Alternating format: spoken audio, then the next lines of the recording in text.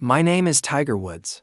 Before I could even properly write my name, the world knew it. I was 2 years old, a toddler swinging a golf club on television. A child prodigy, they called me. A kid with a destiny supposedly larger than life itself. But what is destiny? Is it something you're born with, or something you build, piece by piece, through sweat and sacrifice? My story, I think, is a journey through all of it: the greatness, the crush and pressure, the public failure, and ultimately a rebirth I never saw coming. It all started with my father, Earl Woods. He was more than a dad.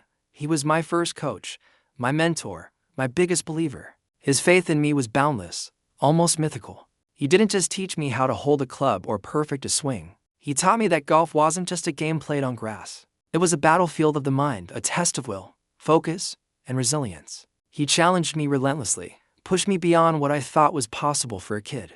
He wanted me to see the course not as an opponent, but as an extension of myself. His belief became my own, and it was the fuel that ignited everything. With that foundation, I tore through the world of junior golf. The trophies piled up, the records fell. It felt natural, like it was what I was always meant to do. Then came college golf at Stanford. The stage got bigger, the competition tougher, but the results were the same. I just kept winning. When I turned pro, the world was watching. Could the kid live up to the hype? The answer came quickly. I joined the PGA Tour, and from the very beginning, something special was happening. I wasn't just competing, I was setting a new standard. Then came 1997, the Masters, Augusta National. It's a place steeped in tradition, a hallowed ground in the world of golf. And I, a 21-year-old kid, didn't just win my first major there. I shattered records, winning by 12 strokes. It was unheard of. That green jacket wasn't just a trophy, it was a symbol of a monumental shift. The sport of golf was never going to be the same again. I wasn't just a golfer. I was a phenomenon. I brought new fans to the game, people who had never watched golf before. I was changing the face of the sport, its demographics, its global appeal. The Tiger Slam, holding all 4 major championship trophies at once, cemented my place in history. The world watched every single swing, every fist pump, every victory. The red shirt on Sunday became iconic. It was a symbol of inevitable victory. But fame is a blinding light. It illuminates everything, especially the flaws you try to hide. The pressure to be perfect, to be invincible, was immense. And for a long time, I was. But no one is invincible.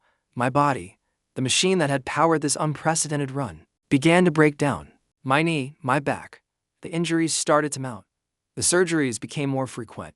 The pain was constant. The swing that was once so fluid and powerful became a source of agony. It was a battle just to walk the course. At the same time, my personal life, which I had guarded so fiercely, unraveled in the most public way imaginable. The bright lights that once celebrated my victories now exposed my deepest failures. The fall was as dramatic and as public as the rise. The hero had stumbled.